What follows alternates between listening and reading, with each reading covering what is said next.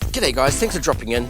And with the upcoming announcement from Canon that the first APS-C size sensor cameras for the R series, namely the R7 and the R10, will be released later this year, we also have information that 2 RF-S lenses will be released alongside them.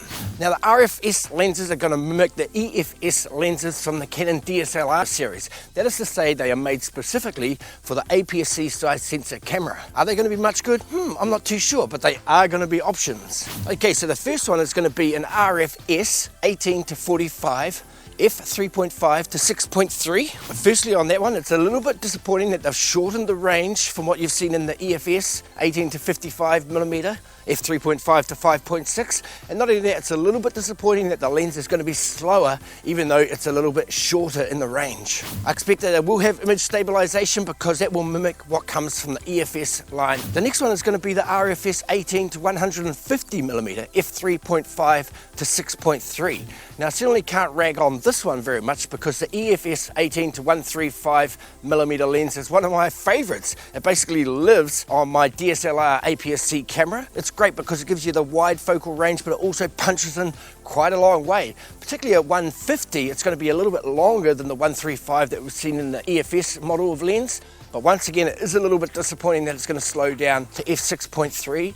I really struggle to use my EF-S 18 to 135mm with the longest reach because at that point it slows down to f5.6, and with the RF-S lens that is going to be even slower still. Of course the camera itself may have better low light performance, so the f6.3 may not inhibit you too much in that point of view, but in terms of blowing out the background and separating your subject from the background, that's going to be a little bit more challenging unless your subject is much closer to the lens and your background much further away.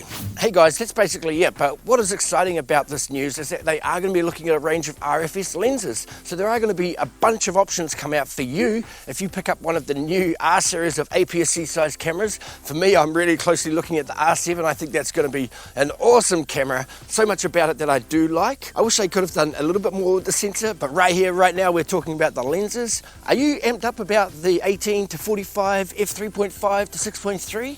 Or are you more excited about the 18 to 150mm f3.5 to 6.3? I know my answer, it's definitely the one with the longer reach, but in actual fact, I can't see myself getting either of these lenses because I'm already in with the RF series of lenses. Maybe you are too, but for people starting out looking for an inexpensive option in the Canon's highly famed mirrorless series of cameras, then these are going to be great options for you. More than likely, they're going to ship with the R7 and the R10. The RF-S 18 to 150mm is going to be substantially more expensive than the RF-S 18 to 45mm, as you might expect.